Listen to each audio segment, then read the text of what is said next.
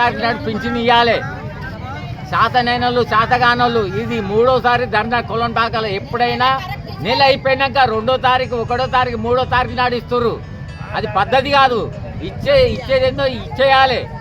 కానీ ఇట్లా ఎన్ని రోజులని తిప్పలు పెడతారు. మమ్మల్ని ముసలోళ్ళు ఉన్నారు, ముడిగోళ్ళు ఉన్నారు, కళ్ళు వాడనోళ్ళు ఉన్నారు, గోళీలు వేసుకొని సర్దులు కట్టుకొని వస్తారు. ఎన్ని రోజులు తిప్పలు పెడతారు.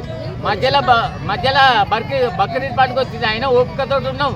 ఇవాళ వస్తున్నాడు ఆయన రాలేదు. ఎవరు రాలేదు. ఎవరు ఇంతవరకు సర్పంచ్ రాలేదు, వార్డు నంబర్ రాలేదు, ఊళ్ళో పెద్ద మనుషులు రాలేదు. ఎందుకు రారు? మేము ఓట్లేలేదు కాంగ్రెస్కు. ముఖ్యమంత్రి తెలియదా రేవంత్ రెడ్డికి?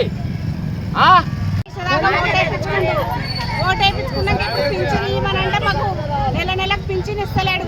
20 తారీఖు దాటిపోయినా కూడా పింఛన్ వస్తలేదు. జనాలంతా ఏమన్నా నొల్లి పెట్టేటాలకు ఇయ్యని పోనీసి బుక్కులు కొట్టి పోతుండు. మరి ఇది ఎక్కడి న్యాయమో? ఇది న్యాయం కరెక్టేనా? ఇది మీకు పద్ధతి అనిపిస్తుందా?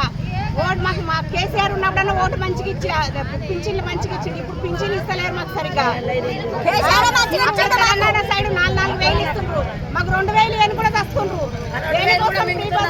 దేనికోసం మమ్మల్ని అన్యాయం చేస్తున్నావు? ఆడవాళ్ళని జనాలను మొత్తం ఆగం చేస్తుండ్రు. ఇది కరెక్టేనా? రేవంత్ రెడ్డి వినాలి. ఇది రేవంత్ రెడ్డి మాకు మహిళలకు ఏం న్యాయం చేస్తాడో చెయ్యాలి. ఇది కరెక్ట్ చెయ్యాలి. మాకు అన్యాయం కరెక్ట్. ఇక్కడ పింఛన్లు కొలను పాక